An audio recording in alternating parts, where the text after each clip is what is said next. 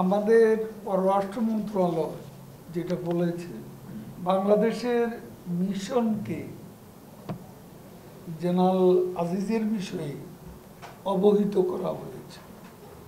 General আজিজের বিরুদ্ধে আসলে যে ব্যবস্থা নেওয়া হয়েছে সেটা ভিসা নীতির প্রয়োগ নয়, এটি অ্যাপ্রোপ্রিয়েশন আইনের অধীনে। এটা কোনো ইম্পোজ করানো ভিসা নীতি, ওখানে অ্যাপ্রোপ্রিয়েশন একটা আইন আছে, সে আইনের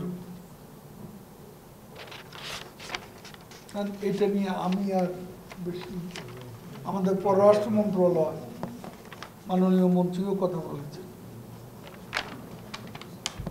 আমরা এতটুকুই জানি। এটাই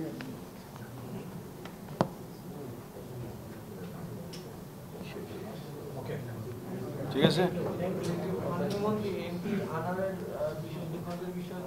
আমরা এই সম্পর্কে বিভিন্ন ধরনের খবর পাচ্ছি, এখনো আমরা নিশ্চিত হতে পারছি আসলে কোনটি সত্য। দেখা যাক, সত্য তো বেরিয়ে আসবে। তুমি সাংবাদিকদের সাথে ওখানে কেন বসছো?